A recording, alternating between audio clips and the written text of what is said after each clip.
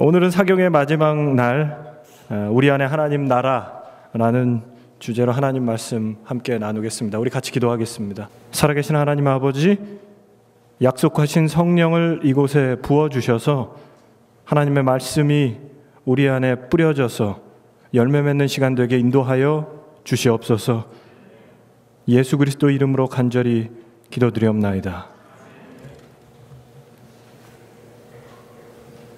첫째 날 우리는 하나님 나라 이야기 개괄적인 내용을 살펴봤고요.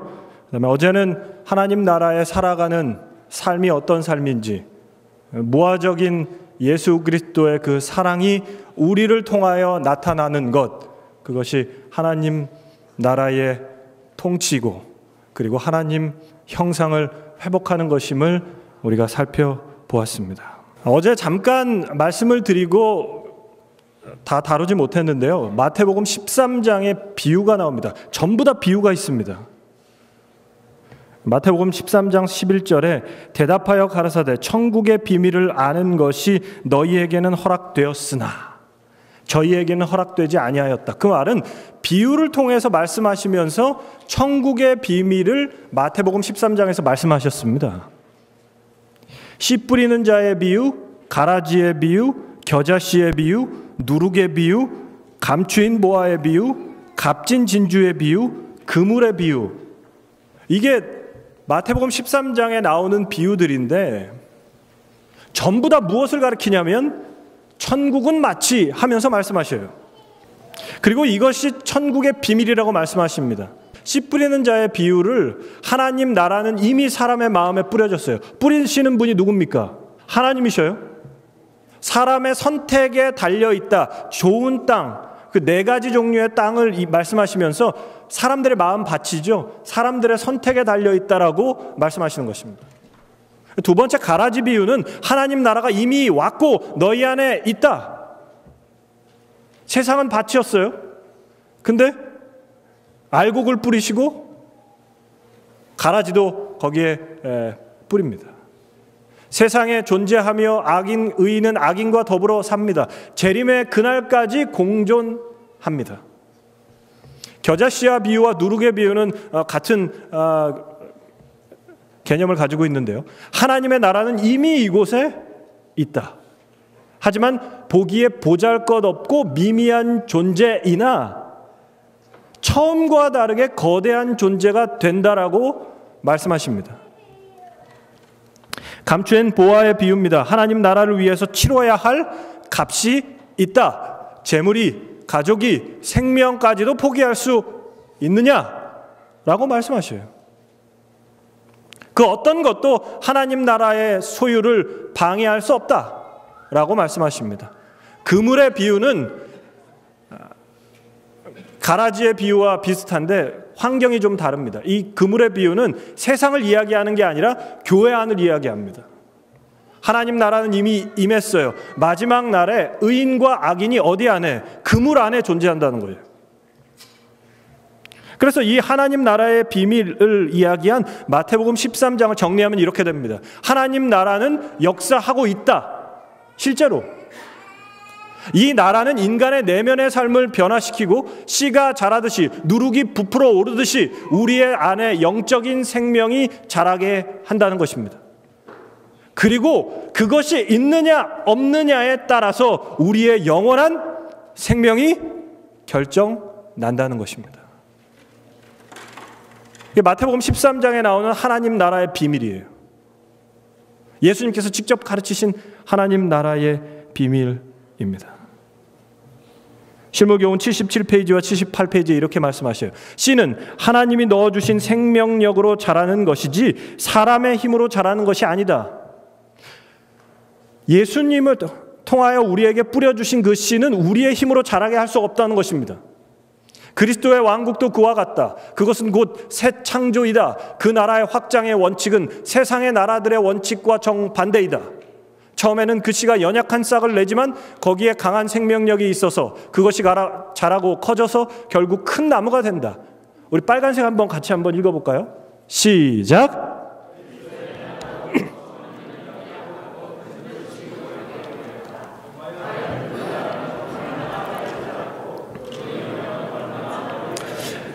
이와 같이 우리 마음에 하나님께서 역사하시는 일도 처음에는 미미하다. 한마디 말을 들려주고 한 줄기 빛을 비춰주고 새 생애를 시작하도록 감화를 끼친 결과를 누가 능히 측량할 수 있는가?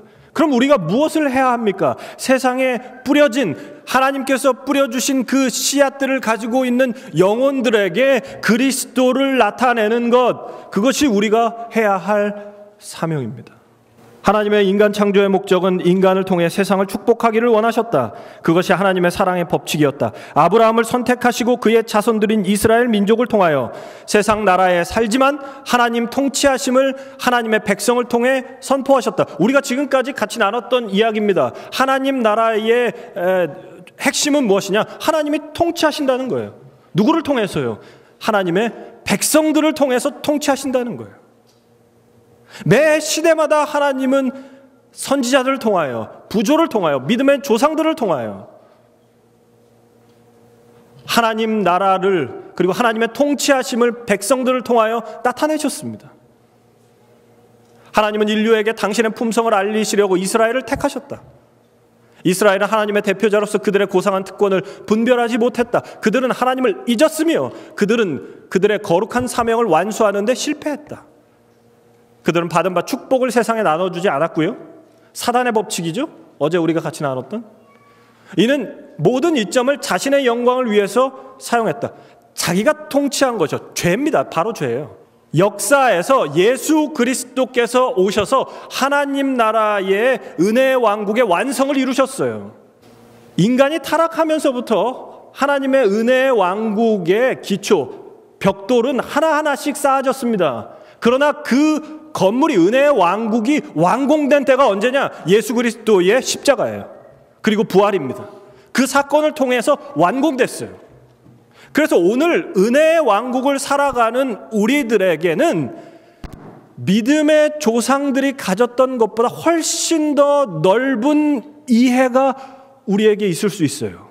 그게 예수님께서 우리에게 주신 축복입니다. 우리는 그분들보다 훨씬 더 하나님의 품성에 대해서 이해할 수 있고 하나님의 형상에 대해서 훨씬 더 가깝게 갈 수 있고 훨씬 더 우리는 풍성한 이해를 할 수 있다는 것입니다. 그러면 예수 그리스도의 십자가 전에, 오심 전에는 이스라엘을 택하셨는데 예수님이 부활, 승천하신 다음에는 누구를 택하셨는가? 베드로전서 2장 4절부터 있는 말씀입니다. 교회를 택하셨어요. 하나님께서 택하심을 입은 보배로운 산돌이신 예수께 나와 너희도 산돌같이 신령한 집으로 세워지고 예수 그리스도로 말미암아 하나님이 기쁘시게 받으실 신령한 제사를 드린 거룩한 제사장이 되라. 우리가 잘 아시는 말씀 있잖아요. 저 밑에 있습니다. 오직 너희는 택하신 족속이요 왕같은 제사장이요 거룩한 나라요. 하나님의 나라라는 거예요. 그게 누구예요? 교회입니다. 교회.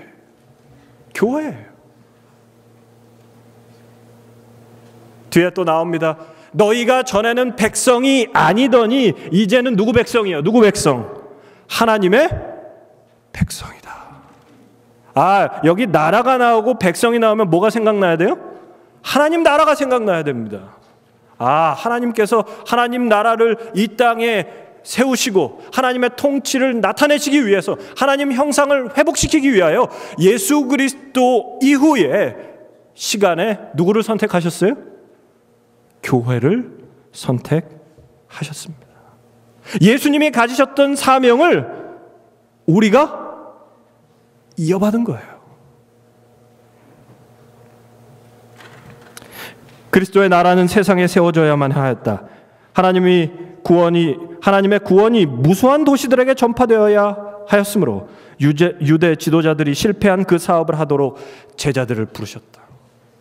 그리스도께서는 교회에게 거룩한 임무를 맡기셨어요. 인간을 통하여 구주의 사랑을 나타낸 것만큼 세상에 필요한 것은 없다. 인간을 통하여 나타내신 구주의 사랑이 무엇입니까? 십자가의 사랑, 무화적인 사랑, 하나님의 사랑의 법칙으로 우리에게 보여주신 주기 위하여 받는 사랑입니다. 그 사명을 누가 가졌어요? 우리가 가진 것입니다. 교회가 가진 것입니다. 뿌려진 씨는 그리스도의 무화적인 사랑으로 자라납니다. 모든 사람에게 뿌려졌어요. 그 씨는. 근데 그 씨가 안에서 결실을 맺으려면, 충만케 되려면 그리스도의 피가 있어야 된다고 말씀하고 있습니다. 그리스도의 피로 열매 맺는 거예요. 그리스도의 무화적인 사랑이 우리 안에 감동할 때 우리 안에 하나님 나라가 임한 것이고, 그 변화된 사람을 통하여 하나님의 나라는 확장됩니다. 요한복음 13장 34절, 새 계명을 너희에게 주노니 서로 사랑하라. 내가 너희를 사랑한 것 같이 너희도 서로 사랑하라. 이 새 계명은 구약에 있는 계명은 헌계명이 아니고 예수님이 준 계명은 새로운 계명이다. 이 의미가 아니죠. 원래 하나님께서 인간에게 주셨던 그 율법을 더 확장하셨어요. 이해되게 하셨습니다. 그리고 말씀하신 하나님께서 주신 율법의 핵심이 무엇이냐? 사랑이라는 거예요. 우리 어제 함께 나눴던 하나님께서 인간을 사랑하시는 방법, 그리고 예수 그리스도께서 인간을 사랑하신 모본, 그것을 이야기하는 것입니다. 새 계명을 너희에게 주노니 서로 사랑하라. 내가 사랑한 것 같이 너희도 서로 사랑해라. 율법은 하나님의 품성을 나타내며 그분의 정부에 대한 우리의 충성심을 시험하는 시금석이다. 그리스도의 생애에 나타난 모든 율법의 아름다움과 탁월성은 이미 우리에게 계시됐다. 여러분, 하나님의 율법은 뭐라고요? 하나님의 율법은 뭐예요? 사랑인데, 하나님의 율법은 하나님의 성품을 나타내요. 하나님의 품성을 나타냅니다. 우리가 하나님의 율법을 우리 마음 안에 자발적인 순종으로 지키는 것이 하나님 나라의 개념으로 뭐예요? 하나님이 통치하는 마음입니다. 죄로 인해서 하나님이 계실 자리에 내가 들어갔어요? 근데 하나님의 사랑의 율법이 우리 안에 감동한다면 내가 제거되고 하나님이 계신 것입니다. 그것이 하나님의 통치예요. 그것이 하나님의 나라입니다. 교회 보내는 권면 44페이지에 이렇게 기록하고 있어요. 오늘날 하나님의 교회는 형제의 사랑이 매우 부족하다. 그냥 부족한 게 아니고요, 매우 부족하다. 그리스도를 사랑하노라고 공언하는 많은 사람들이 뭐 한대요? 뭐 한답니까? 서로 사랑하지 않는다.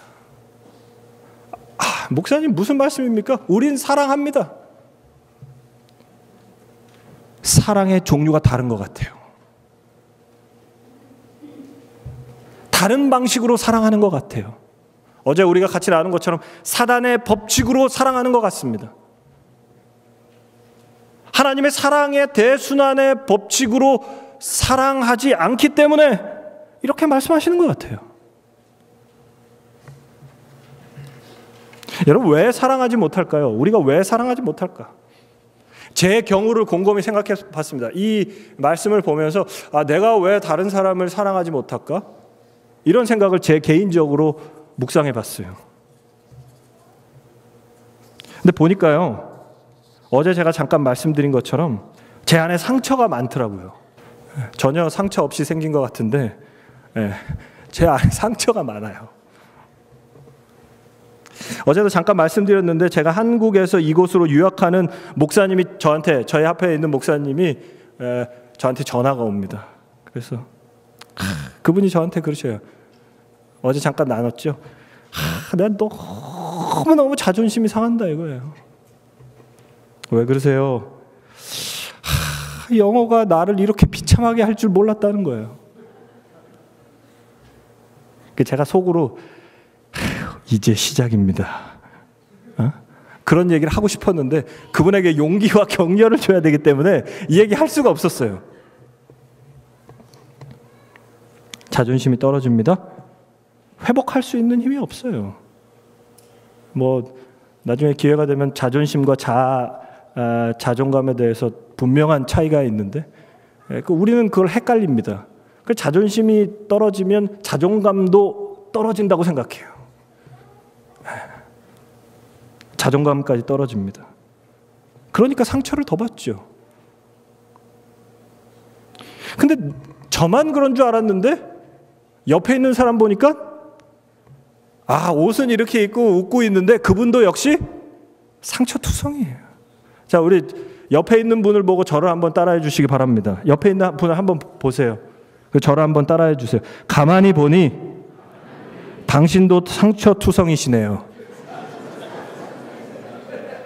네. 왜 내가 외로운가? 가족들도 다 있고 다 그런데 내가 왜 외로운가 생각해 보니까 이곳에서 제가 모든 것을 다시 시작해야 되기 때문에 그런 것 같아요.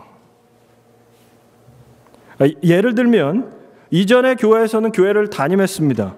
성도들이 뭘 하든 제가 잘하든 못하든 목사님 이렇게 하고 저를 많이 바라봐 주셨어요. 근데 여기 와 보니까 저만 바라보고 있지 않더라고요. 저는 뭐예요? 변두리예요. 근데 재밌는 건 나만 그런 것 같았는데 옆에 사람도 그래요. 자, 우리 옆에 있는 분을 보고 잠깐 이야기하겠습니다. 다시 한번 해주시죠. 가만히 보니 당신도 변두리시네요.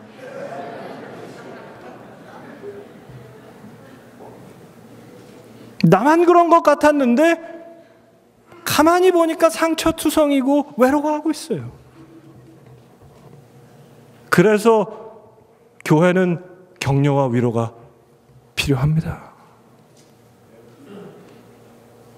왜 내가 이렇게 외롭고 사랑받지 못하는 존재라고 생각하냐 생각해 보니까 하나님께서는 이미 사랑을 주셨는데도 불구하고 내가 왜 그렇게 생각하냐 생각해 보니까 저는 자기 사랑으로 똘똘 뭉쳐진 존재예요.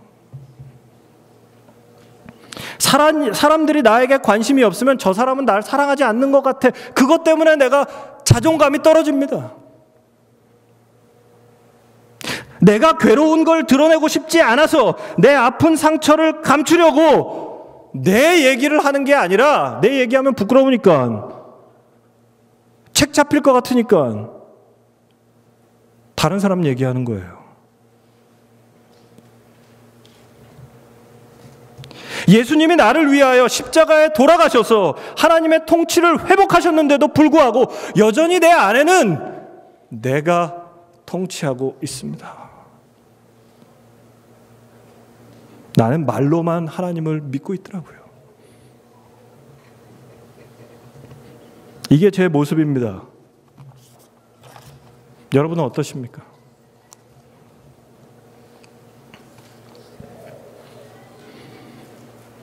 교회 생활을 하면서 무시당합니다. 내 자존심에 상처가 나요. 처참히 무너졌어요. 그래, 두고 보자. 이 정도까지 하면 다행이에요. 교회를 안 떠난 게 다행입니다. 에? 교회 안 떠나고 있는 게 다행이에요. 혹시 이런 일이 있다면 교회를 떠나지 마십시오. 그 문제는 교회 안에서 풀어야 돼요. 밖에 나간다고 해결되지 않습니다. 우리가 받은 상처, 아픔들은 교회 안에서 해결해야 돼요.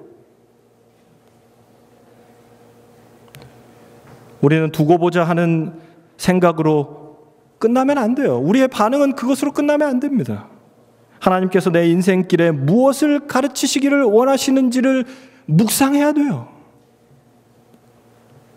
삶에 고통이 있습니다. 문제가 있습니다. 고통 속에서, 문제 속에서 하나님의 음성을 들으시는 우리 모든 성도들 되시기를 간절히 바랍니다. 다시 베델로 가야 돼요. 원수가 막아둔 마른 우물에 가서 흙과 바위를 제거. 그리스도인의 삶이 평탄합니까? 여러분, 그리스도인의 삶이 평탄하다고 생각하세요? 순탄하다고 생각하십니까? 아닙니다. 그리스도인의 삶은 절대로 평안한 삶이 아니에요. 목사님, 저는 괜찮아요. 요즘 아주 좋습니다. 그러면 잠시 브레이크 기간이에요. 잠시 쉬는 시간입니다. 그 쉬는 시간에 뭐 해야 돼요? 힘을 비축해야 됩니다. 준비를 해야 돼요. 다가올 시험을 위해서 준비해야 되는 것이 우리의 삶이에요. 그리스도인의 삶은 절대로 평탄하지 않습니다.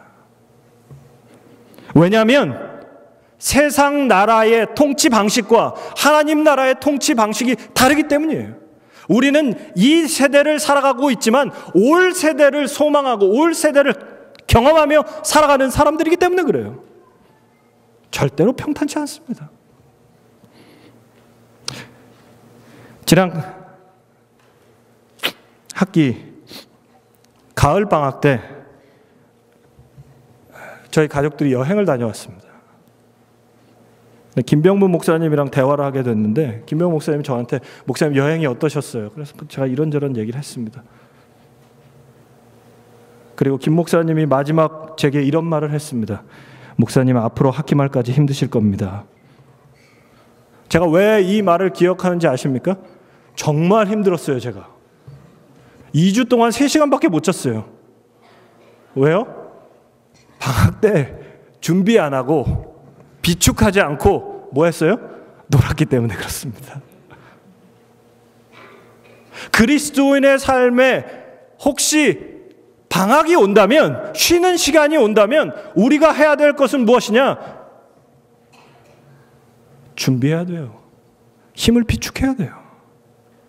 다가오는 시련을 위해서 준비해야 되는 것입니다. 그래야 사단과의 싸움에서 승리할 수 있습니다.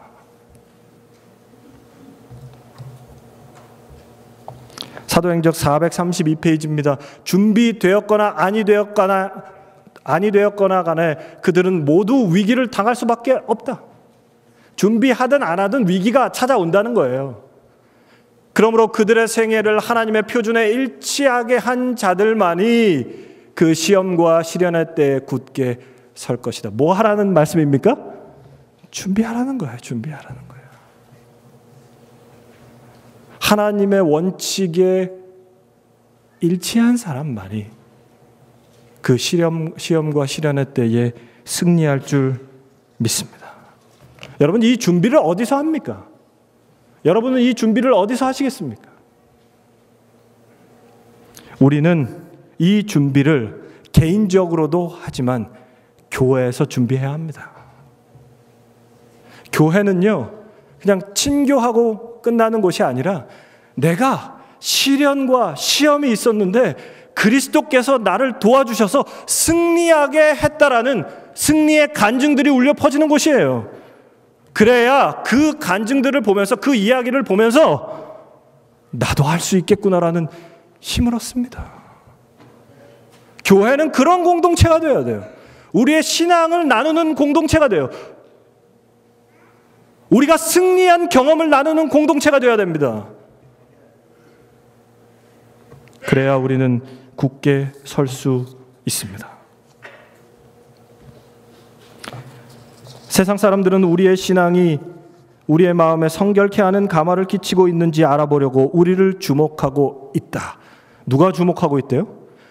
여러분, 선교에 대한 여러 가지 방법이 있지만 이 말씀을 보면 우리가 무엇부터 해야 될지가 굉장히 중요한 것입니다.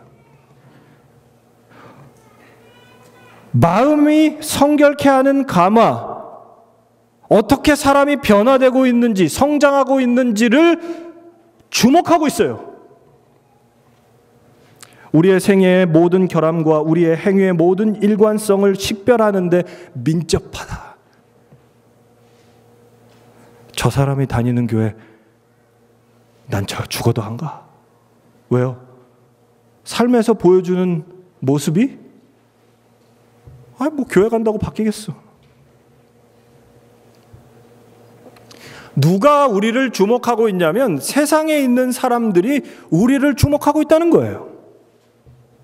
세상의 나라, 세상 나라의 원칙으로 사는 사람들이 하나님 나라의 원칙으로 사는 사람들을 지켜보고 있다는 것입니다. 다른 나라는 어떻게 사나 보고 있어요. 우리의 믿음을 비난할 기회를 저들에게 주지 말자. 우리를 가장 위태롭게 하는 것은 세상의 반대가 아니다. 가장 비참한 재해를 일으키고 하나님의 사업의 진척을 가장 방해하는 것은 신자로 공언한 자들의 마음속에 품은 악이다. 이게요, 그냥 보면 그냥 악인데 하나님 나라의 개념으로 보면 뭐냐면 하나님이 통치하시는 나라가 아니라 내가 그 자리에 있는 것. 뭐냐면 교회 안에 있지만 세상 나라랑 똑같이 사는 사람들을 이야기합니다. 상호간에 시기하고 의심하며 험담과 악한 생각으로 충만해 있는 것보다 우리의 영성을 악화시키는 더 분명한 방법은 달리 없다. 제가 한 청년에게 이런 톡을 받았습니다. 이찬수 목사님이라는 개신교회 목사님인데 그분이 이번만 나를 강하게 하사라는 그 책에서 이런 코멘트를 하셨대요. 적과 아군을 구분하라.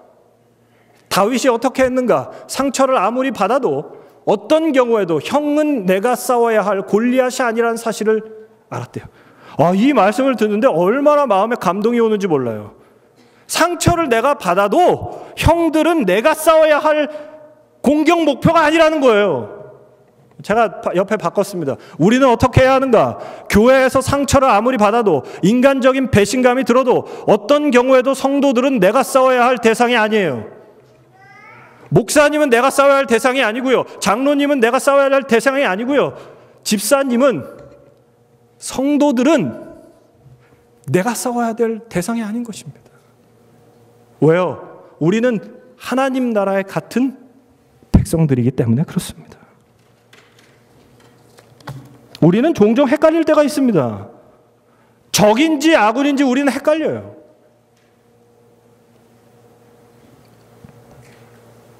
왜 우리가 헷갈릴까요?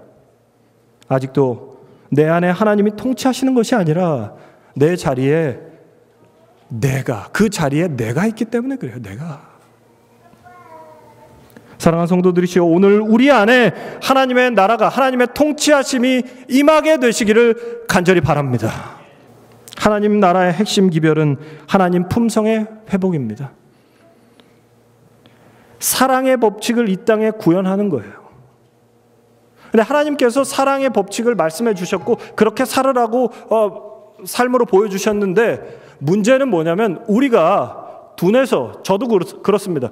제가 둔해서 그 사랑을 내 삶에서 어떻게 실천해야 될지를 몰라요. 다시 이야기하면 예수님께서 서로 사랑하라, 내가 사랑한 것 같이 너희도 사랑하라 라고 말씀하시면, 그래, 1번은 이거, 2번은 이거, 3번은 이거, 4번은 이거, 이럴 때는 이렇게 하고 저럴 때는 저렇게 해라라고 말씀을 해주셔야 돼요. 근데 그렇게 하지 않으셨어요. 그러니까 갈등이 있는 겁니다. 교회에서. 개인적으로 생각하고 하나님께서 사랑을 베풀라고 하신 그 사랑의 실천에 대해서 서로 달라요, 생각이. 그러니까 교회에서 갈등이 있어요. 하나님을 사랑하는 건강한 공동체에는 갈등이 있어야 합니다.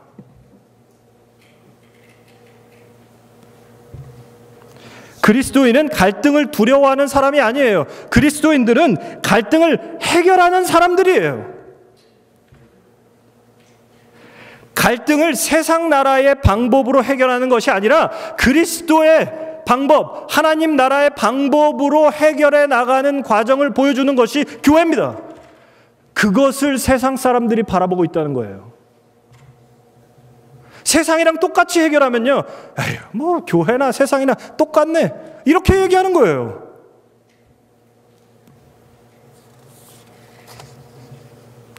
교회는 갈등이 많습니다. 하지만 그 갈등으로 깨지지 않아요.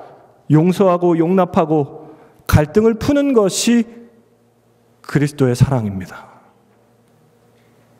이것을 공동체 안에서 배우는 거예요. 여러분, 우리 자녀들이 이런 것들을 교회 안에서 배우게 하셔야 됩니다.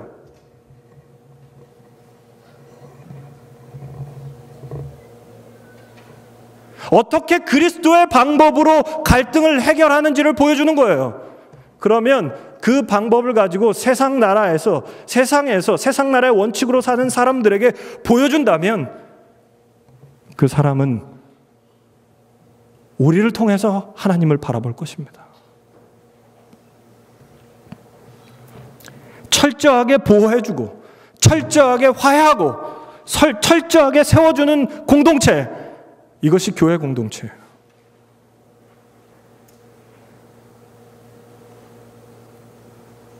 이런 과정은 매우 고통스러운 과정입니다. 어떨 때는 예수님이 십자가에 달려 돌아가신 것 같은 고통을 우리가 느낄 수도 있을 거예요. 하지만 이것이 온전한 사랑에 이르는 과정입니다. 교회는 용서의 공동체가 돼야 합니다. 여러분, 사람들이 왜 초대교회로 돌아가자고 이야기할까요? 왜? 초대교회에 엄청난 부흥이 있어서 초대교회로 돌아가자고 하는 것입니까? 아닙니다. 초대교회는 아픔을 감싸주고 수치를 감싸주고 함께 용서하고 사랑하는 공동체였습니다.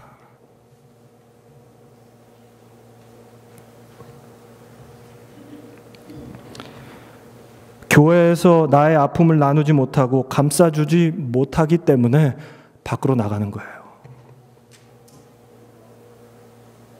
올해 소그룹이 시작됐습니다. 이 소그룹이 외로움만 해결되는 공동체를 넘어서 그리스도의 사랑으로 하나 되는 공동체 되기를 간절히 소망합니다. 그 공동체 안에서 우리의 부끄러운 것이, 우리의 상처가 회복되기를 간절히 소망합니다. 서로 돌아보아 사랑과 선행을 격려하며 모이기를 패하는 어떤 사람들의 습관과 같이 하지 말고 오직 권하여 그날이 가까움으로 더욱 그리하자.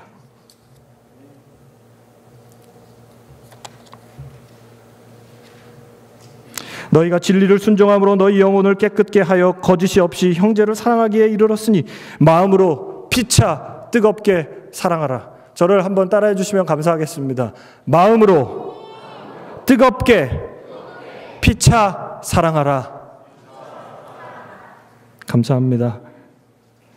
교회는 하나님 나라를 볼 수 있는 곳입니다. 세상 사람들은요, 교회라는 창문을 통해서 하나님 나라를 봅니다. 우리의 창문을 하나님 앞에 더욱더 정결하고 순결하게 할 필요가 있어요.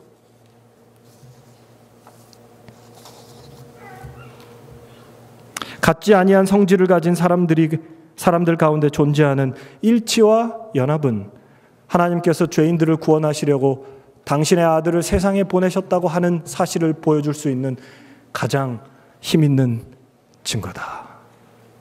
이 교회 안에서 하나님의 사랑으로, 하나님의 품성으로 함께 연합하고 일치하는 모습이 일어난다면 그것을 주목하고 보는 세상 사람들이 저기가 하나님 나라구나. 저기는 우리가 사는 세상과 전혀 다르구나. 저기가 사랑이 이루어지는 공동체구나 라고 깨닫게 될 것입니다. 사랑하는 성도들이시여, 오늘 우리의 삶에, 매일매일의 삶에 하나님의 통치하심을 경험하시고 말씀과 기도, 성도의 교제를 통하여 무화적인 하나님의 사랑을 깨달으시고 그 사랑을 주위 사람들에게 나누게 되시는, 받은 사랑 그대로 나누어주는 우리 모두